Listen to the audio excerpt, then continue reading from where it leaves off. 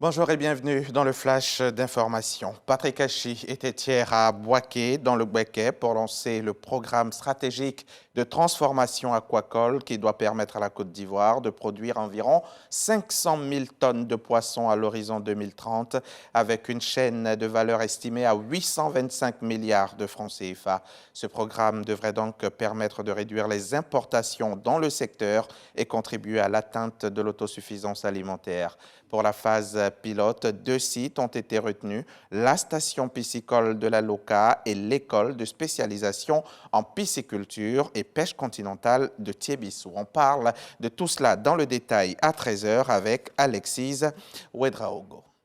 Le 7 août prochain, la Côte d'Ivoire indépendante aura 62 ans et c'est Yamoussoukro qui va abriter les festivités, notamment le traditionnel défilé militaire. Cette année, l'armée ivoirienne sort le grand jeu. 227 engins défileront dimanche prochain en présence du chef de l'État et des populations qui effectueront le déplacement en grand nombre. Une importante colonne de blindés, vous le voyez là en image, cette importante colonne donc de blindés récemment acquis a déjà mis le cap sur la capitale politique de Côte d'Ivoire.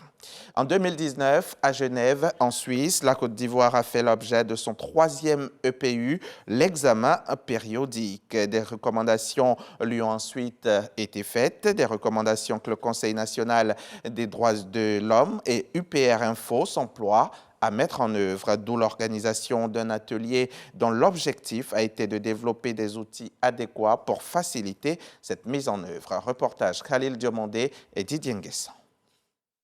222, c'est le nombre de recommandations que la Côte d'Ivoire s'est engagée à prendre en compte pour améliorer la situation des droits de l'homme sur son territoire. Un engagement pris à l'égard de la communauté internationale lors de son 3e examen périodique universel, EPU, tenu à Genève en 2019. L'EPU est un mécanisme mis en place par l'ONU pour évaluer les avancées en matière de droits de l'homme dans les 193 États membres.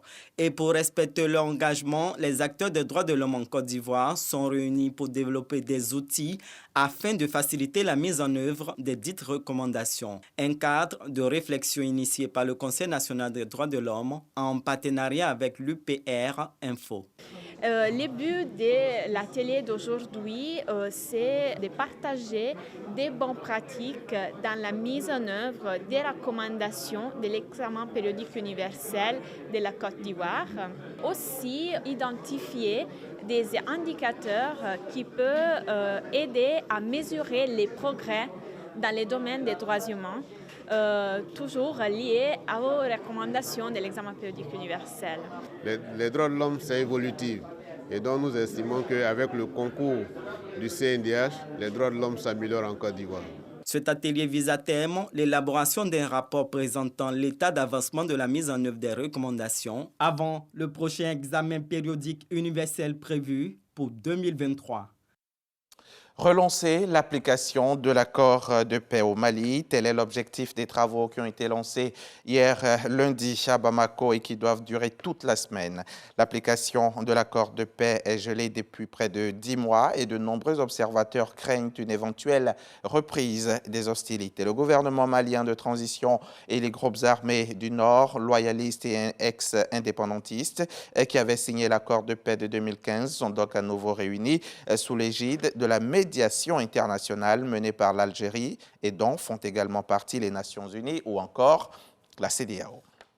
Foni Kemangue et Ibrahima Diallo du FNDC, le Front National pour la Défense de la Constitution, une coalition de partis, syndicats et organisations de la société civile en Guinée, ont été arrêtés ce week-end après les manifestations contre la junte la semaine dernière. Manifestations interdites par les autorités et qui ont fait 5 morts et de nombreux blessés. Ils ont été écroués à la prison civile de Conakry, inculpés pour participation à un attroupement interdit, de pillage, de destruction de biens publics et privés, d'incendies et de coups et blessures volontaires.